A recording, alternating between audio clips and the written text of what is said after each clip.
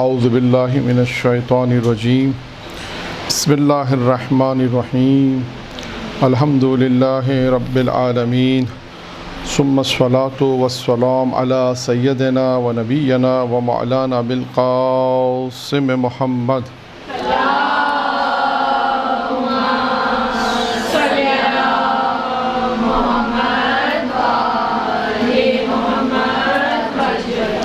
وأہل بیتہ طیبین الطاہرین المعصومین المنتخبین المیامین اما بعد۔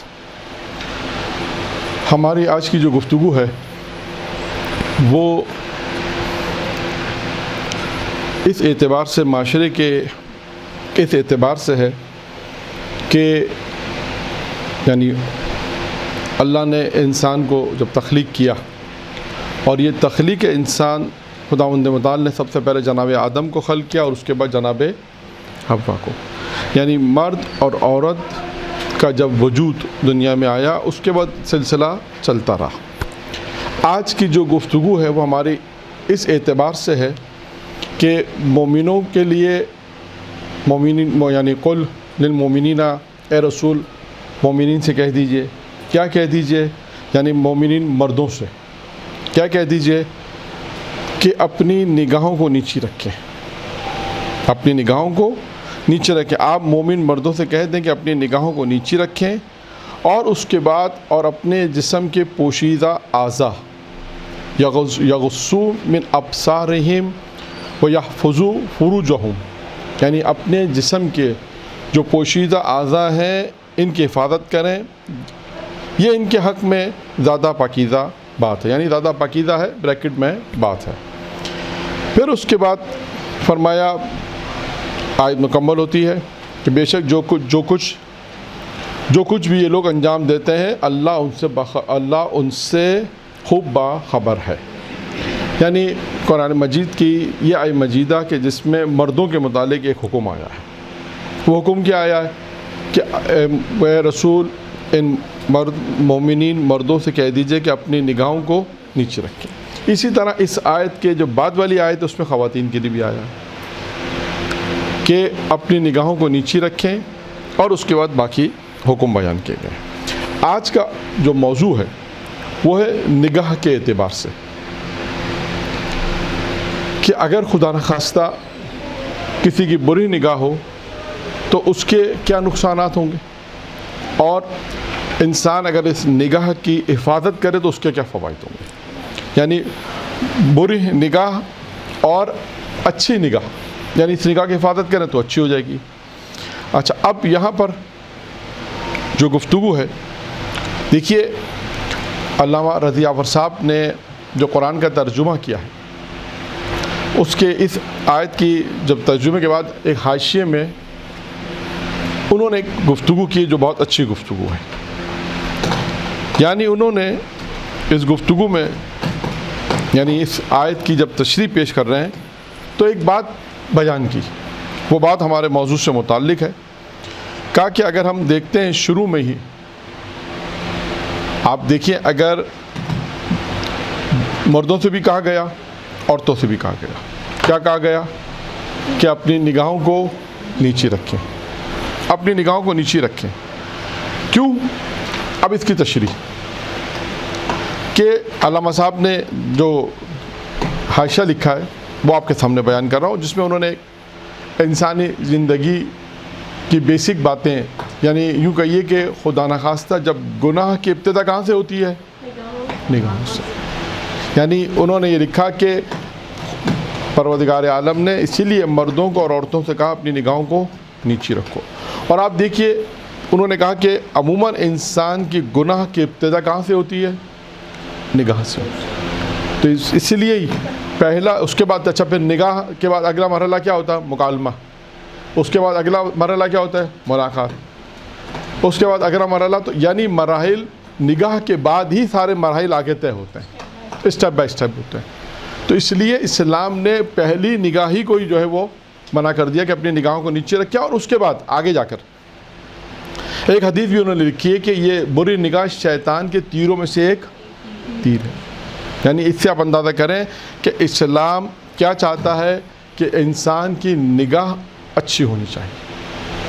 बुरी निगाह से इंसान चाहता है, खुदा यानी खुदा चाहता है कि इंसान बुरी निगाह से महफूज रहे, बचा रहे।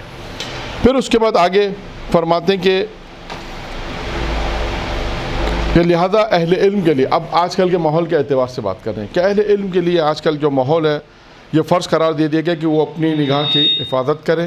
हकीकत में आज इस दौर में इसकी अहमियत बहुत ज़्यादा बढ़ गई है। अगर आज के दौर में हम देखें तो माशरे में निगाह ही सबसे वो अहम मसला बनता है कि इंसान गुनाह की इब्तिदा जहाँ से होती है वो निगाह ही है। अगर इंसान पहली निगाही अगर अपने आप को बचा लेगा पहली निगाह से ही, तो आगे अगला जो स्टेप है उससे इंसान महफूज हो जाएगा। तो ये मुकदमे के तौर पे गुफ्तगू मैंने आपके सामने पेश की कि जिसमें ये बयान किया गया कि इंसान अपनी निगाहों की हिफाजत करे। औरत से भी कहा गया, मर्द से भी कहा गया। अब आगे चलते हैं। उसके बाद हम ये देखते हैं कि अल्लाह ने देखिए इंसान को जो आज़ाद दिए। अब आप देखें पहले भी गुफ्तगू आई थी कि अल्लाह ने जो इंसान को आज़ाद दिए हैं,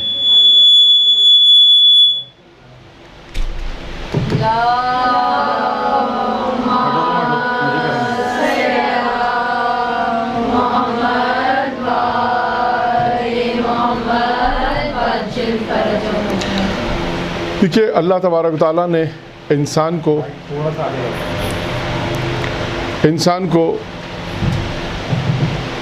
अल्लाह ने इंसान को जो वजूद दिया है, आप देखें इस वजूद के अंदर, इस बॉडी के अंदर हाथ है, पैर है, चेहरा है, दिमाग है, अक्ल है और उसके बाद बाकी चीज़ें, आँखें हैं, चेहरे के अंदर आँखें, कान।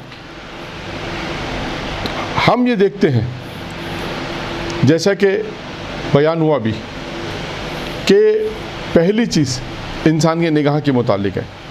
यानी अगर हम ये देखें कि इंसान अगर गुनाह की तरफ जाएगा तो उसमें इंसान के आँखों का कितना अहम किरदार है। यानी आँखें इंसान का अगर कितना साथ देती हैं कि इंसान आगे गुनाह की तरफ आगे बढ़ जाता है।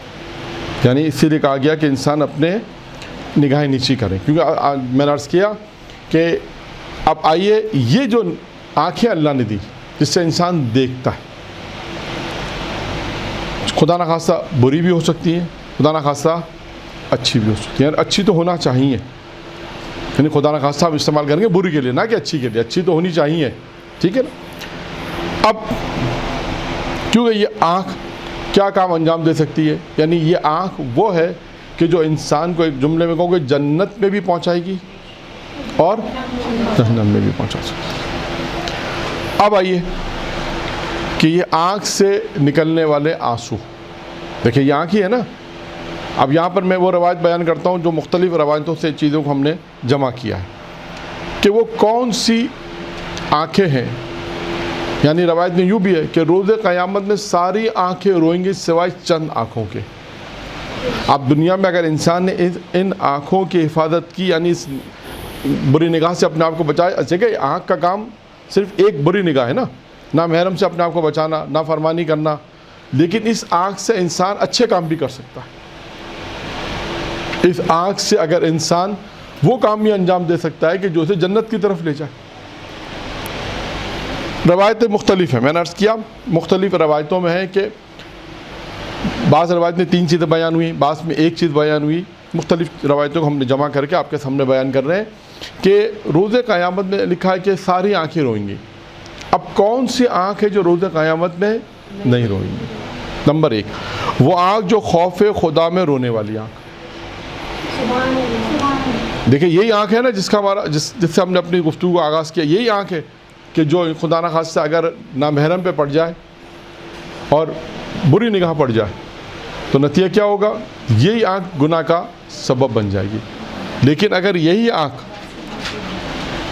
पहली वो आँख जो खौफ खुदा में रोने वाली आँख है, यानी खुदा की बारगाह में इंसान गिरिया करे, परवरदिगारा तू है कि जिसने हमें इस गुनाह से बचाया, परवरदिगारा तू है कि तूने ये आँख अता की है कि जिससे हम अपने आप को गुनाहों से बचा रहे हैं। خوف خدا میں رونے والی آنکھ، نمبر 1۔ نمبر 2، اچھا اب روایت میں یہ بھی آیا، نمبر 2، غم حسین میں رونے والی آنکھ،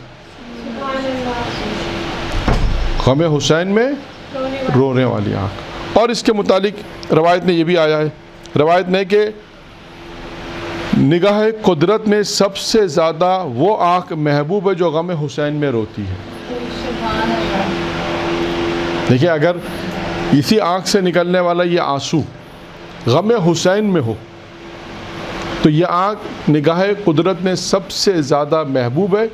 اور آگے ایک روایت اور بھی بیان کر دوں، ایک روایت میں ہے کہ قیامت کے دن ہر آنکھ اشبار ہوگی، ہر آنکھ روئے گی، قیامت کے دن ہر آنکھ روئے گی، لیکن غم حسین میں رونے والی آنکھ خوش ہوگی۔ تو 2 آنکھیں ہو گئیں، 5 آنکھوں کا ذکر ہے میں نے عرض کیا، جن میں سے پہلی کیا ہے؟ پہلی وہ خوف خدا میں، اگر دنیا کے اندر خوف خدا میں اس نے گریہ کیا ہوگا تو روز قیامت میں یہ آنکھ نہیں روئے گی۔ 2 کون سی ہیں؟ غم حسین میں رونے والی آنکھ۔ اور یہ بھی ہے روایت میں کہ اگر انسان امام حسین علیہ السلام کے غم میں کتنا روئے، بات آگے تو ایک جملہ بیان کر دوں، محرم بھی قریب ہے، صرف ایک جملہ بیان کرتا ہوں، کتنا معیار ہے۔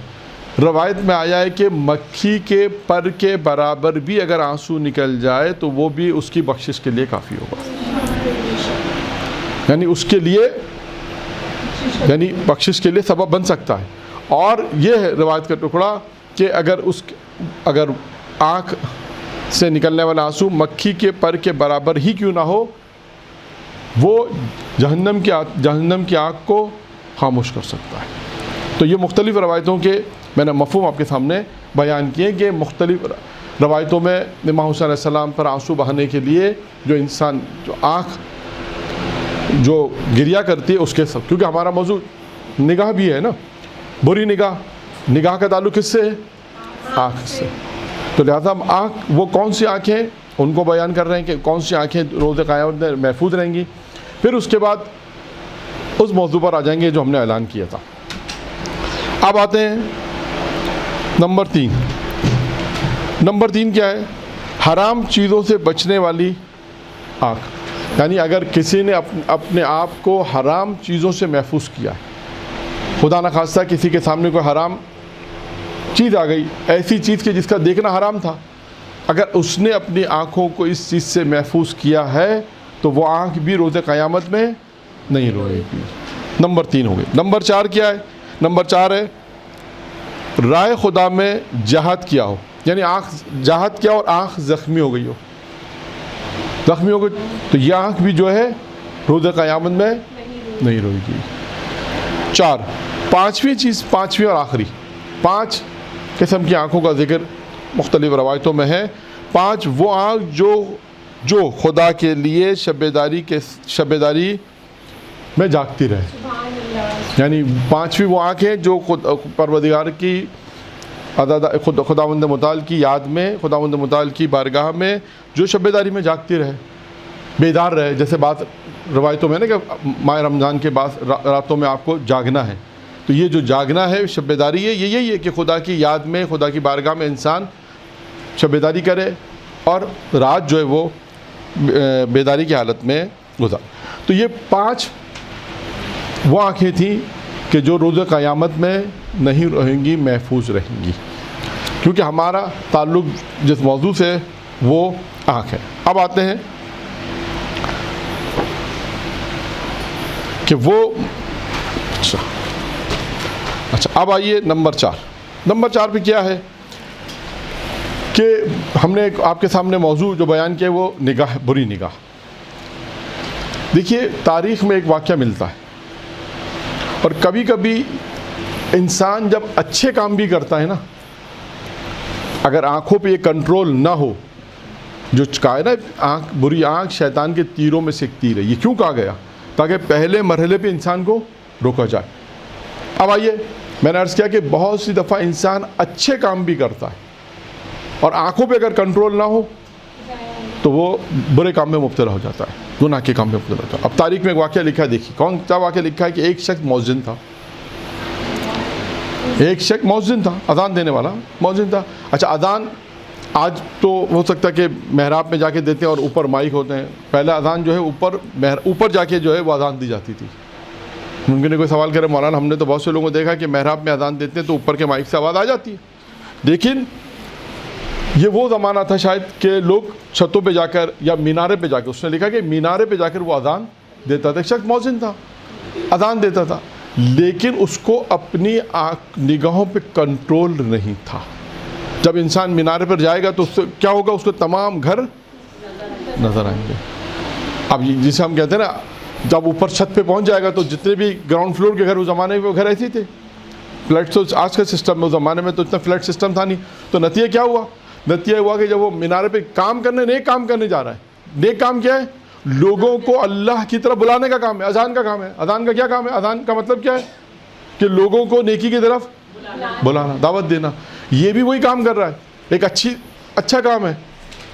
لیکن کیا جب وہ مینارے پہ جاتا تھا تو اذان تو دے رہا ہے نگاہ، لیکن چاروں طرف دیکھ رہا. یہ نگاہوں پہ کنٹرول نہ ہونا، دیکھیے نتیجہ کیا ہوا کیا. اب روز جاتا ہے، صبح کی اذان بھی ہے، ظہرین کی اذان بھی ہے، مغربین کی. اب نتیجہ کیا ہوا کہ جب وہ روزانہ جا کے اذان دیتا تھا تو لوگوں کے گھروں میں جھانکتا تھا. ایک گھر میں اس سے ایک لڑکی نظر آئی. یہ کیوں کہا گیا ہے بری نگاہ بار بار آئے گا.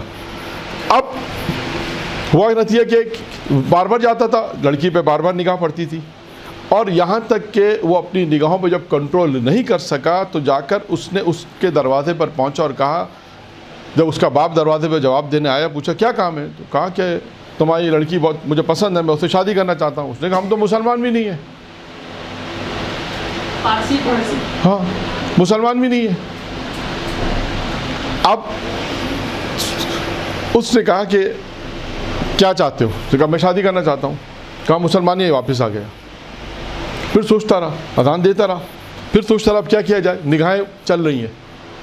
آخر کا نتیجہ کیا نکلا، اس نے کہا کہ میں ٹھیک ہے کہ میں تمہاری لڑکی سے شادی کرتا ہوں اس شرط کے اوپر کہ میں اپنا مذہب چھوڑ دوں. اور یہی ہوا. پھر اس کا نتیجہ کیا ہوا، جب شادی ہو گئی، لکھا ہے کتاب میں، یہاں تک واقعہ لکھا ہے، شادی جس دن تھی، شادی تھی، اس کا کمرہ جو تھا وہ اوپر تھا. اور وہ جب شادی تھی اور اس دن وہ جب اوپر جانے لگا اپنے کمرے میں، کہتے ہیں کہ سیڑھیوں سے پھسلا اور زمین پر گرا اور مر گیا. تو آپ دیکھیں بری نگاہ کا نتیجہ کیا ہوا. اصل چیز ہے ہمیں اس واقعے سے نتیجہ لینا ہے. ایک کیا ہے کہ کسی کے گھروں میں مت جاؤ، دوسرا کیا ہے کہ اپنا مذہب مت چھوڑو. کیوں یہ مذہب خدا نخواستہ کس بات پہ انسان نے چھوڑا، اپنی نگاہوں پہ کنٹرول نہیں تھا، اپنی شہوات کے اوپر کنٹرول نہیں تھا، جس کی وجہ سے اپنا مذہب چھوڑا. اور پھر نتیجہ کیا نکلا کہ نہ دنیا اس کے ہاتھ میں آئی نہ آخرت. ایک یعنی ظاہری اعتبار سے آپ کہیں مولانا یہ تو بہت چھوٹی سی بات ہے، لیکن یہ چھوٹی بات نہیں ہے. اس پوری زندگی ختم ہو گئی، ضائع ہو گیا. جو دنیا میں انسان جو زحمت دے رہا تھا، مؤذن تھا، اتنا بڑا کام کر رہا تھا. اب آپ سوچئے کہ اچھا کام جو انسان اچھا کام بھی کر رہا ہے، یہ بھی آپ دیکھیں کہ اچھے کام بھی انسان کر رہا ہے، لیکن اپنی نگاہوں کو اگر کنٹرول میں نہیں رکھ رہا تو یہ اس کے لیے گناہ کا باعث بھی بن سکتا ہے، اور خدا نہ خواستہ اتنے بڑے گناہ میں مبتلا بھی ہو سکتا ہے. تو لہٰذا جب انسان نیکی کا کام بھی کرے، بہت سی مثالیں میں نہیں دے رہا، بہت سی مثالیں ہیں اس میں معاشرے میں ہمارے پاس کہ جہاں پر ہم جا کے کام کرتے ہیں، نیکی کا کام ہے، جہاں پر ممکن ہے کہ بہت سے ایسے ادارے ہیں کہ جہاں پر خواتین بھی آتی ہیں. بہت سے ایسے کام ہیں کہ بہت سے کام ایسے ہیں کہ جہاں پر خواتین کا بھی دخل ہے. تو انسان اسی لیے ہے کہ انسان دیکھیں قرآن مجید نے خاص پیغام دیا خواتین کو بھی اور مردوں کو بھی کہ اپنی نگاہوں کو نیچے رکھو. سر وہ آپ نے کون سی آیت پڑھی تھی؟ یہ آیت جو ہے اس سورہ نور کی آیت ہے. سورہ نور کی غالباً آیت نمبر 31 اور 30 اور 31 مردوں کے لیے، 31 جو ہے وہ خواتین کے لیے. سورہ نور کی آیت ہے، میں نے اسے مختصر پڑھی تھی کہ جس میں پروردگار عالم نے یہ پیغام مومن عورتوں اور مومنہ عورتوں کے لیے پیغام بھیجا.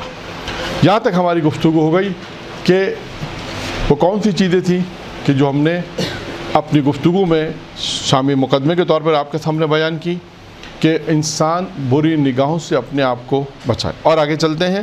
اب آتے ہیں اس موضوع کے اوپر کہ بری نگاہ کے نقصان کیا ہوں گے. دیکھا ایک نقصان تو میں نے آپ کے سامنے بیان کر دیا واقعے کی روشنی میں کہ انسان نے اپنا مذہب چھوڑ دیا, یہ بھی نقصان تھا. جنت چلی گئی, یہ نقصان تھا. سب کچھ ہاتھ سے چلے گیا, یہ نقصان تھا. اب آئیے, بعض لوگوں نے اہل علم نے کچھ چیزوں کو لکھا ہے کہ اگر انسان اپنی نگاہوں کی حفاظت کرے تو اسے کیا فائدے حاصل ہوتے ہیں. نمبر 1, پہلا نقصان آتے ہیں. بری نگاہ کے نقصانات کیا ہیں؟ نمبر 1, عبادت کی لذت کا ختم ہونا.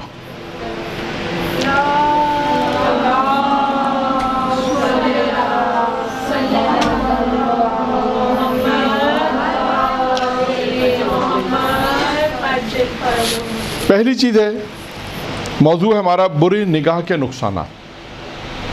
پہلا موضوع ہے, پہلا جو اس کا نقصان ہے جو لکھا گیا ہے, بعض اہل علم نے لکھا ہے, وہ ہے عبادت کی لذت کا ختم ہونا. اب اس کا ممکن ہے کوئی یہاں پر آپ سوال کریں کہ کیا عبادت میں بھی لذت آتی ہے؟ بالکل آتی ہے, بشرطے کہ یہ انہیں محسوس ہوگی جنہوں نے اس عبادت کو محسوس کیا ہوگا.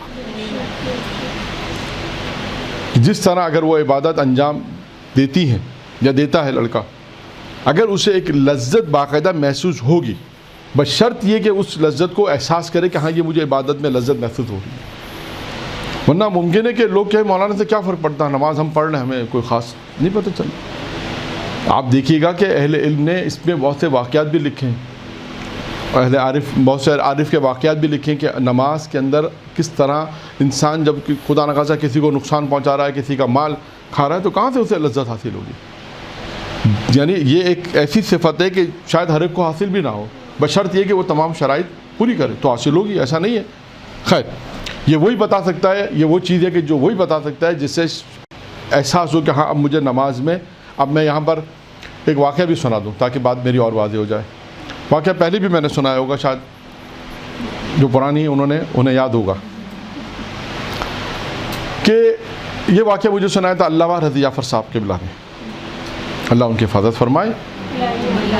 یہ انہوں نے سنایا تھا واقعہ کہ, اور واقعہ کس کے متعلق ہے؟ علامہ طالب جوہری, اللہ ان کی مغفرت فرمائے, ان کے والد ان کے بھی درجات بلند فرمائے. مصطفیٰ جوہر صاحب کا یہ واقعہ ہے, ان کے والد کا. علامہ رضی جعفر صاحب نے بیان کیا کہ ایک دفعہ وہ ہندوستان گئے, جب پاکستان بننے کا پاکستان آئے, پھر ایک دفعہ ہندوستان گئے, اور جب ہندوستان گئے وہ تو انہوں نے پڑوس میں ان کو بلایا گیا, تو پڑوس میں وہ چلے گئے دعوت میں, مہمان نوازی پر گئے.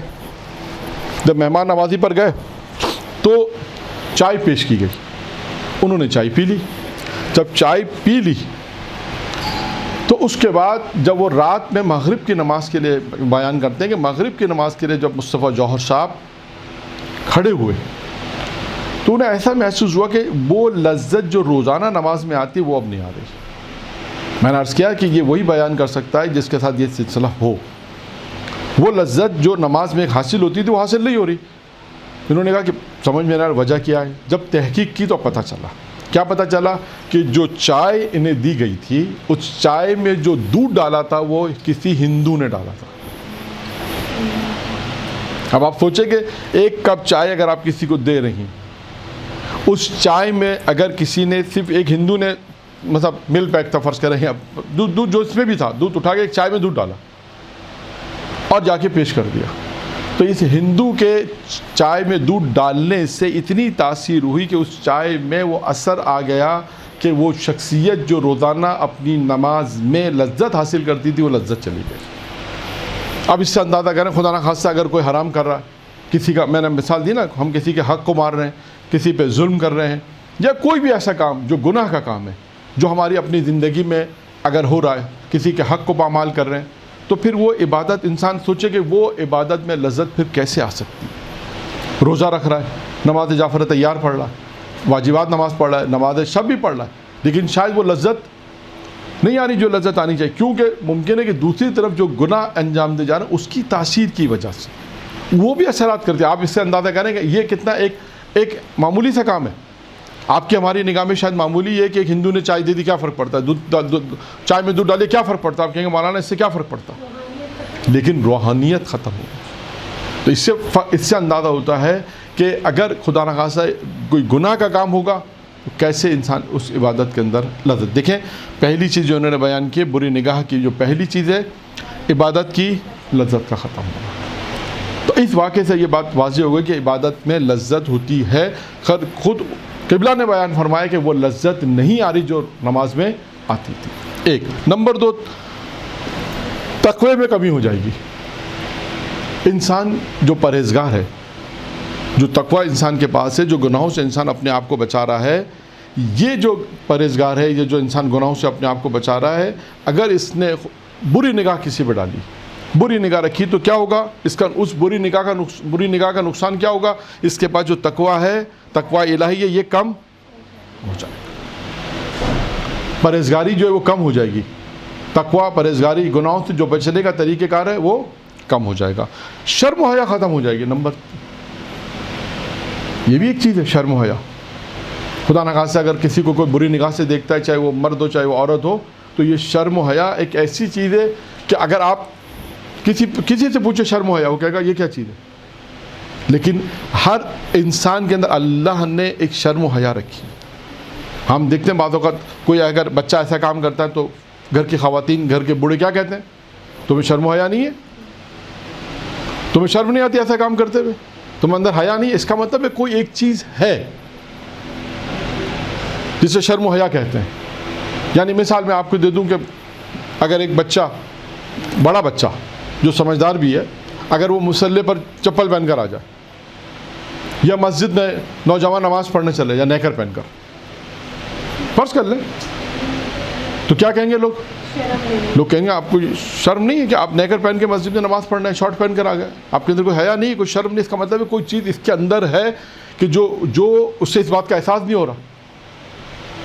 تو یہ دیکھیں یہ ایک چیز انسان کے اندر اللہ نے رکھی. خدا نخواستہ وہ گناہ کی وجہ سے وہ پھر ختم ہوتی چلی جاتی ہے. وہ شرم و حیا یہ بری نگاہ کی سب سے پہلا مرحلہ یہی ہے کہ خدا نخواستہ کسی نے اگر بری نگاہ کس پہ ڈالی اس کا نتیجہ کیا ہوگا کہ جو آنکھوں کے اندر ایک شرم و حیا ہے وہ ختم ہو جائے. پھر وہ خدا نخواستہ یہ نگاہ کسی اور پہ ڈالے گا پھر کسی اور پہ ڈالے گا پھر کسی اور تو ہوگا نتیجہ کیا ہوگا. نتیجہ ہوگا یہ نگاہ کنٹینیو چلتے چلتے انسان کے اندر جو شرم و حیا ہے اس کے چیپٹر کو کلوز کر دے گا. یہ اس کا نقصان ہوگا اگر اس نے پہلی دفعہ اپنی اس نگاہ کو اگر نہیں روکا تو. اس لیے کہا جاتا ہے کہ پہلی نگاہ کو انسان روکے. یہ نقصان کیا ہے شرم و حیا ختم ہو جائے گی. اس کی بہت ساری میں نے عرض کیا کہ ایک مثال میں اور دے دوں شرم و حیا کی کہ آپ دیکھیے یہ ہمارے معاشرے کے لیے بہت اہم پیغام ہے. میں بہت شارٹ میں بیان کر رہا ہوں. تاریخ میں اس واقعے کو دیکھیے گا ملے گا آپ کو. کون سا واقعہ ہے شرم و حیا کہ جب واقعات لکھے جاتے اس میں یہ واقعہ لکھا ہے کہ جناب موسیٰ علیہ السلام کی ملاقات کس سے ہوئی تھی جناب شعیب کی بیٹیوں سے. مشہور واقعہ قرآن میں بھی لکھا ہے. وہ ماجرہ کیا ہوا تھا میں اختتام بتا رہا ہوں کہ جب وہ ساتھ چل رہی تھی جناب ان کے گھر گئے تو راستے میں کیا ہوا راستہ تو جناب موسیٰ کو نہیں معلوم تھا تو وہ آگے چل رہی تھی یہ پیچھے چل رہی تھی. تو آگے چلتے چلتے یقیناً اب جناب موسیٰ جب آگے جائیں گے تو نگاہ تو پڑے گی جناب شعیب کی بیٹیاں نبی کی بیٹیاں باحجاب ہیں. اس میں بھی کوئی ہم نہیں کہہ سکتے خدا نخواستہ باحجاب ہے. اس کے باوجود جناب موسیٰ نے کیا کہا آپ آگے چلیں نہیں میں آگے چلتا ہوں مجھے راستہ بتائیں. آپ پیچھے چلیں کیوں اس کی کیا وجہ تھی. کہا مجھے شرم و حیا آتی ہے مجھے شرم و حیا آتی ہے کہ آپ آگے چلی تو یعنی میری نگاہ جب آپ پہ پڑ رہی ہے بالآخر وہ باڈی پہ تو پڑی رہی ہے. یعنی آپ سوچیں جناب موسیٰ نے اس واقعے میں کیا پیغام دیا. خواتین کے لیے بھی پیغام ہے مردوں کے لیے بھی پیغام ہے کہ اپنے آپ کو اپنے لباس کو کم سے کم انسان ایسا پہنے کہ اگر باہر جا رہے ہیں چادر کے اندر ہو تو پتہ نہ چلے کہ لباس کیسا ہے. اچھا آج کل وہ کہتے ہیں مولانا حجاب تو ہے نہیں حجاب ہے لیکن ایسا لباس نہ ہو کہ جو ٹائٹ لباس ہو. مثال کے طور پر ایسا لباس نہ ہو جو شریعت نے جس کو منع کیا ہے. ایسا لباس ہو کہ جس سے انسان کا اگر کوئی خواتین جا رہی ہیں چادر پہن کے تو کوئی نگاہ نہیں پڑے گی. لیکن خدا نخواستہ ایسا لباس ہے حجاب میں بھی ہے لیکن ایسا لباس پہنا ہوا ہے کہ حجاب کے باوجود بھی لوگ اس کے نگاہ دیکھ رہے ہیں. تو ایسا لباس نہ ہو تاکہ اس کی جس سے میں بہت آسان الفاظ میں کہوں کہ باڈی ظاہر نہ جسم نمایاں جسے کہتے ہیں. کم سے کم ایسا لباس ہو پھر چادر اس کے اوپر ہو. تو اب دیکھیں جناب موسیٰ علیہ السلام نے کیا کہا کہ مجھے شرم و حیا آتی ہے تم آگے چل رہی ہو میں آگے چلتا ہوں تم پیچھے چلو اور مجھے راستہ پتہ دینے کا. یعنی اس میں ایک چھوٹی سی بات ہے. میں نے عرض کیا کہ بعض باتیں ہر جگہ میں عرض کر رہا ہوں ظاہری اعتبار سے لوگوں کے لیے بہت چھوٹی ہوگی، لیکن انسانی زندگی گزارنے میں بہت اہم کردار ہے یہ شرم و حیا، جس کی ایک مثال میں نے آپ کو یہ ایک اور دے دی، کئی مثالیں اس کی اور بھی ہیں۔ بالآخر انسان اپنی نگاہوں کی حفاظت کرے۔ اس کے بعد ہے دنیاوی عذاب میں مبتلا ہونا، یہ انسان کو دنیاوی عذاب میں مبتلا کرائے گی۔ دنیاوی عذاب میں مبتلا کیسے ہوگا؟ دوسرے کو مثال کے طور پہ دوسرے گناہوں میں اور اس میں بڑا فرق ہے۔ دیکھیے دوسرے گناہوں میں اور اس گناہ میں کیا فرق ہے؟ دوسرے جو گناہ ہوتے ہیں نا وہ کچھ دیر بعد ختم ہو جاتے ہیں، مثلا چوری کی ختم ہو گیا، جھوٹ بولا ختم ہو گیا اثر، ظاہری ہے سامنے آپ نے بات چوری کسی نے کی، ٹھیک ہے اس کے اثرات ہوں گے، لیکن نگاہ کے لیے کہا جا رہا ہے کہ یہ بری نگاہ اگر مسلسل ہوگی تو اس کا اختتام بھی برا ہوگا۔ کہتے ہیں کہ اثر ختم ہو جاتا، بعض گناہ کا اثر ختم ہو جاتا ہے، لیکن بری نگاہ کا انسان وہ اس کے لیے عذاب بن جاتی ہے۔ بعض اوقات ایسا ہوتا ہے کہ اگر کوئی شخص بچنا بھی چاہتا ہے، وہ کیا کہتا ہے، میں نہیں بچ سکتا اس سے، یعنی وہ بری نگاہ اتنی اس نے عادت ڈال دی کہ وہ بری نگاہ اس کے لیے عذاب بن جاتی دنیا میں۔ اس کے بعد ہے آخرت میں عذاب میں مبتلا ہونا، اس کا ایک نقصان کیا ہوگا؟ روایت میں ہے، جامع الاخبار کتاب میں ہے، حضرت محمد مصطفیٰ صلی اللہ علیہ وسلم سے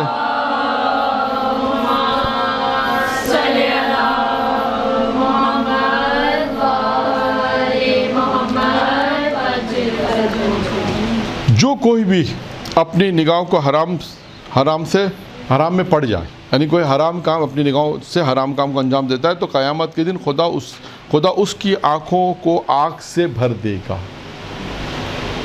اگر دنیا میں کسی نے اپنی نگاہوں کو یعنی کسی نے اپنی نگاہوں میں بری نگاہ کی اور آنکھوں کو حرام میں مبتلا کیا، تو اس کا نتیجہ کیا ہوگا؟ روز قیامت میں پیغمبر فرماتے ہیں خداوند متعال اس کی آنکھ کو آگ سے بھر دے گا۔ پھر اس کے بعد چوتھا نقصان ہے ترک عبادت، انسان عبادت کو ترک کر دے گا، یعنی یہ وہ گناہ ہے کہ جو انسان کی عبادت میں ترک کا باعث بنے گا، یعنی بری نگاہ سے اطاعت ذکر الہی میں رفتہ رفتہ کمی ہو جائے گی، یہاں تک کہ ترک کی نوبت بھی آ جائے گی۔ یعنی یہ ہو سکتا ہے ایک شخص نیک ہو، نماز پڑھتا ہو، روزے بھی رکھتا ہو، عبادت کرتا ہو، خدا نخواستہ وہ اگر اس بیماری میں مبتلا ہو گیا، بری نگاہ میں مبتلا ہو جائے گا، تو پھر نوبت کیا آئے گی؟ آہستہ آہستہ یہ عبادت دور ہوتی چلی جائے گی۔ آپ دیکھیں اس کے نقصانات ہیں، بری نگاہ کے یہ نقصانات ہیں۔ اور اس کے بعد ساتواں نقصان ہے دل کی تاریکی، دل انسان کا تاریک ہو جائے گا۔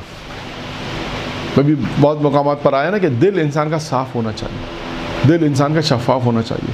قلب کے متعلق بہت ہیں کہ انسان کا یہ قلب جو انسان کو کمالات، میری امام کی روایت ہے کہ جو انسان کو کمالات تک پہنچاتی ہے، اس میں ایک دل کا اہم کردار ہے۔ لکھا ہے کہ ہر بری نگاہ انسان کے دل پر بہت نقصان پہنچاتی ہے، بہت مشکل ہے انسان اس بیماری سے باہر نکلتا ہے بہت کوششوں کے بعد، یعنی ایمان کی جو لذت ہے وہ انسان کو حاصل کرنی پڑتی ہے۔ جب انسان ایمان کی لذت حاصل کرے گا تو یہ بیماری سے دور ہوگا۔ اور آخری جو یعنی آٹھواں جو ہے وہ یہ ہے کہ بار بار بری نگاہوں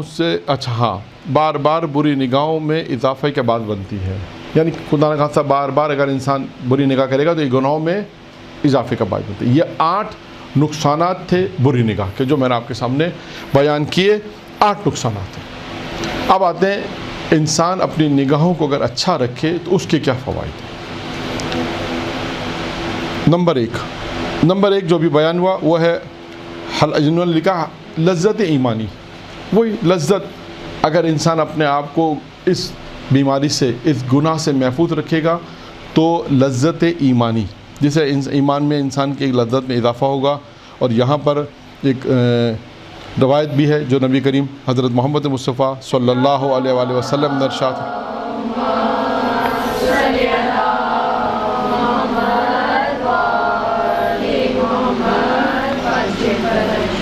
جب کوئی مسلمان کسی عورت کے محاسن کی طرف پہلی مرتبہ دیکھے اور پھر اپنی نظر کو جھکا لے تو خداوند متعال اس کو ایسی عبادت کی توفیق مرحمت فرمائے گا کہ جس کی حلاوت جس کی لذت وہ محسوس کرے گا۔ یہ پیغمبر کی روایت ہے۔ اگر انسان جو ہے وہ اپنی نگاہوں کو محفوظ کرے گا تو اس سلسلے میں پروردگار عالم اسے ایسی عبادت کی توفیق دے گا کہ جس کی لذت وہ محسوس کرے گا۔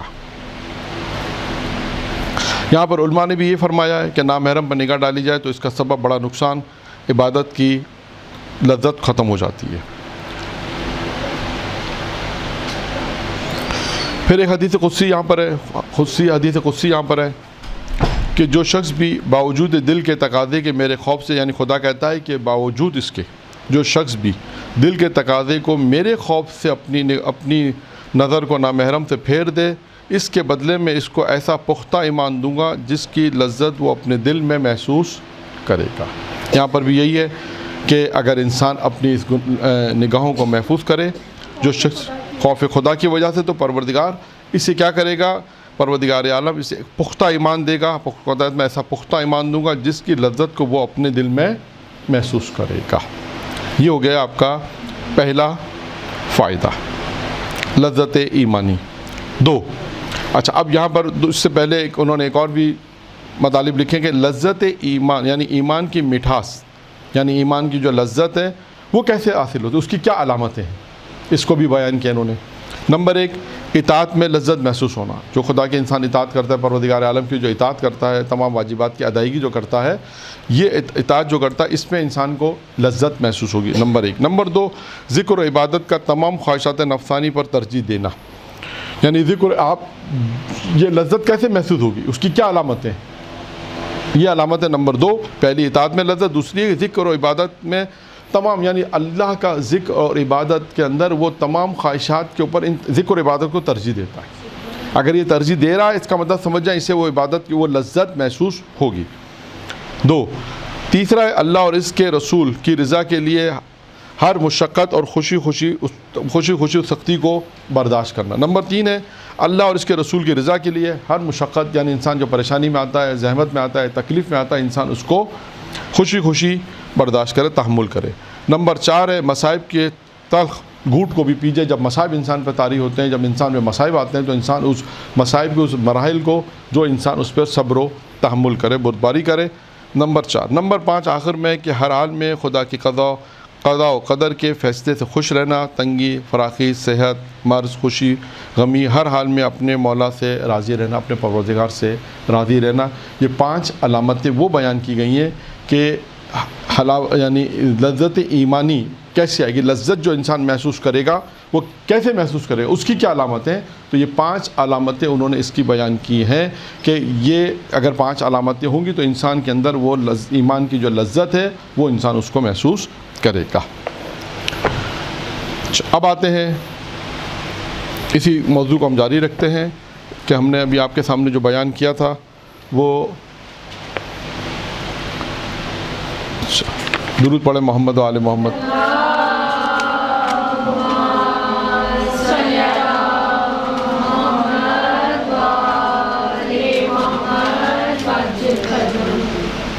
ہاں، انسان اپنی نگاہ کی محفوظ کرے تو پروردگار عالم اسے کیا دیتا ہے؟ نمبر ایک کیا تھا؟ لذت ایمانی، یعنی لذت کو محسوس کرنا۔ نمبر دو، قرب خداوندی کی دولت مل جائے گی۔ نمبر دو کیا ہے؟ قرب خدا، یعنی خداوند عالم کی قربت اس سے حاصل ہوگی، یعنی وہ دولت ملے گی کہ اس کے عمل ایسے ہوں گے کہ وہ خدا کی قرب کو حاصل کرے گا۔ حدیث قدسی ہے، اس میں خدا فرماتا ہے جو ٹوٹے ہوئے دلوں سے قریب ہو، اس کے متعلق ہے، یعنی جس کو ٹوٹے ہوئے دلوں سے وہ خدا قریب ہو جاتا ہے۔ آنکھوں کو بری نگاہ سے بچانے میں دل کی آرزو ٹوٹنے سے دل ٹوٹ جاتا ہے۔ دیکھیں نا، خدا نہ خاصا کسی نے اگر بری نگاہ کسی پہ کی ہے، اس نے کہا میں نہیں دیکھتا نا محرم کو، تو اس کے نہ دیکھنے سے کیا ہوگا؟ دل کی جو آرزو ہے، جو دل چاہتا ہے اس کے مخالف کام ہو رہا ہے، تو دل کے ٹوٹنے کا سبب بنتا ہے۔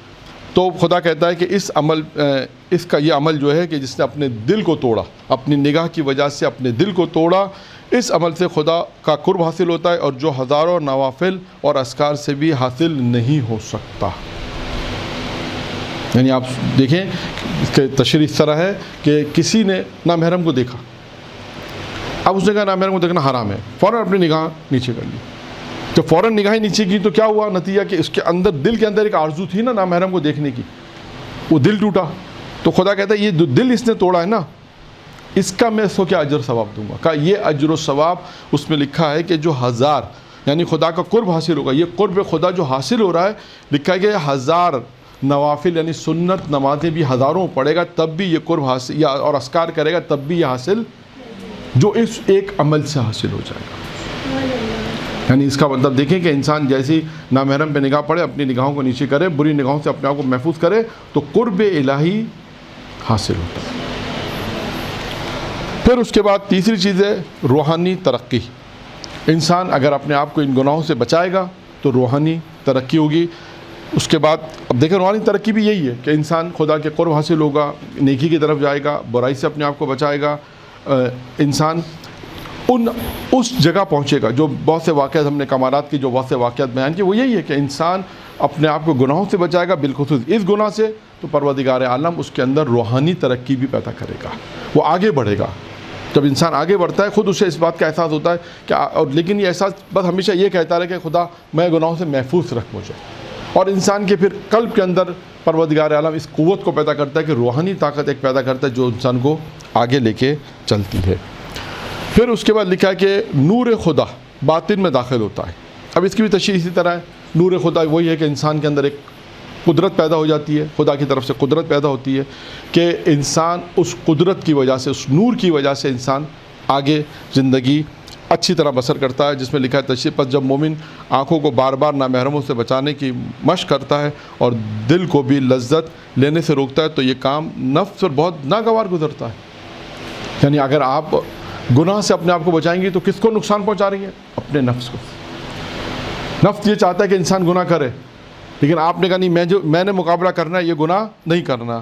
تو اب جب بار بار اگر اس کا مقابلہ کرتا ہے اور اس پر یہ عمل نفس کے اوپر جو ناگوار گزرتا ہے اور دل کے ٹکڑے ٹکڑے ہو جاتے ہیں اور پھر خدا کا نور اس کے دل کی گہرائیوں میں داخل ہو جاتا ہے۔ ممکن ہے کہ یہ چیز آپ کہیں نور خدا سے کیا مراد ہے؟ وہی قدرت خدا، نور خدا سے مراد ہے کہ کوئی چیز انسان کے اندر آئے گی، طاقت پیدا ہو جائے گی، کوئی وجود جیسا نہیں ہوگا کہ بولے کوئی چیز اندر جا رہی ہے، نہیں، خدا کوئی نور نہیں ہے، یعنی خدا کا نور یعنی ایک طاقت انسان کے اندر آئے گی کہ جس کی وجہ سے کیا ہوگا، جس کی وجہ سے انسان کے اندر ایک قوت پیدا ہوگی اس گناہ سے بچنے کی۔ پھر اس کے بعد کتنے فائدے ہو گئے؟ 4۔ نمبر 5واں، یہ جہاد اکبر کا ثواب ہے، یعنی انسان اگر اپنے آپ کو گناہوں سے بچا رہا ہے تو یہ اس کا فائدہ کیا ہے؟ جہاد اکبر، جو ہے نا کہ اپنے نفس کے خلاف جو جہاد کرتا ہے اسے کہتے ہیں جہاد اکبر۔ وہ روایت مشہور ہے کہ پیغمبر کی روایت ہے نا کہ جو جہاز سے پلٹ رہے تھے، کہا کہ ہم تو جہاز سے یہودی اور کافروں سے جہاز سے آ رہے ہیں، تو پیغمبر نے کیا کہا؟ اس سے بھی بڑا جہاد ہے۔ تو کیا کہا؟ اس سے بڑا کیا جہاد ہے؟ اپنے نفس کے خلاف جاتے ہیں۔ ہم جہاد اکبر کی طرف سے جہاد اکبر کی طرف جاتے ہیں۔ ہاں، اور جہاد اکبر ہمیشہ ہے، ہر زندگی کے ہر موڑ پر ہے، یہ تو پیغمبر نے انہیں بتایا۔ تو جہاد اکبر کیا ہے؟ جہاد اکبر کا جو ثواب ہے، جو نفس کے خلاف انسان کے لڑنے کا ثواب ہے، وہ اس گناہ سے اپنے آپ کو بچانے کا ثواب ہے۔ پھر اس کے بعد ہے نور ہدایت۔ نور ہدایت جذب کرنے کی صلاحیت، یعنی اس کے اندر وہ صلاحیت پیدا ہو جائے گی۔ نور ہدایت، خدا کی طرف سے جو نور آ رہا ہے، اس نور کو اپنے اندر صلاحیت اس کے اندر پیدا ہو جائے گی اس نور کو جذب کرنے کی، کہ وہ نور کو اپنے اندر لے لے گا، جسے کہتے ہیں جنت حاصل ہوگی، یہ گناہوں سے بچے گا، جنت ملے گی، غیر معمولی روحانی قوت نصیب ہو جائے گی۔ وہی بات آگے جو پہلے گزری ہے، روحانی قوت غیر معمولی طور پہ، یعنی وہ ہو سکتا ہے کہ بعض اوقات انسان اس گناہ سے اپنے آپ کو بچائے تو غیر معمولی روحانی قوت بھی حاصل ہوگی، ایمان قوی ہوگا۔ ادھر کیا تھا؟ تقویٰ ضعیف ہو جائے گا، ادھر کیا تھا؟ ایمان قوی ہوگا۔ انسان اپنے آپ کو اس گناہ سے بچائے گا تو ایمان قوی ہوگا۔ پھر اس کے بعد ہے جہنم کا دروازہ بند ہو جائے گا۔ پھر اس کے بعد ہے وسعت رزق اور اولاد کی خوشی نصیب ہوگی۔ اگر انسان اس گناہ سے اپنے آپ کو بچائے گا تو کیا ہوگا؟ وسعت رزق میں اور اولاد کی خوشی سے نصیب ہوگی۔ اور آخری جو 12واں فائدہ ہے کہ آنکھیں روز قیامت میں رونے سے محفوظ رہیں۔ یہ 12 فوائد ہیں جو میں نے آپ کے سامنے بیان کیے کہ انسان اپنی نگاہوں کو اگر بچائے، بری نگاہوں کو بچائے گا تو اسے 12، ویسے اور بھی بہت سے فوائد ہیں جو کتابوں میں لکھے ہیں، تو مختصر ہم نے 12 فوائد بیان کیے ہیں، 8 نقصانات بیان کیے ہیں، اور اس کے بعد شروع میں وہ بیان کیا کہ کون سی آنکھیں تاری آنکھیں روئیں گی، لیکن 5 آنکھیں ہیں جو روز قیامت میں نہیں روئیں گی۔ ان 5 آنکھوں کا بھی ہم نے ذکر کیا، اور اس کے بعد مقدمے کے طور پر آپ کے سامنے یہ بیان کیا کہ اللہ نے انسان کو خلق کیا ہے، تمام چیزیں عطا کی ہیں، تمام شعور بھی دیا ہے، اور وہ چیزیں بھی عطا کی ہیں جن میں سے ایک آنکھ ہے کہ اگر انسان اس آنکھ سے اگر اپنے آپ کو گناہوں سے بچا لے گا تو اس کو کیا کیا فائدے نصیب ہوں گے۔ وآخر دعوانا والحمد للہ رب العالمین۔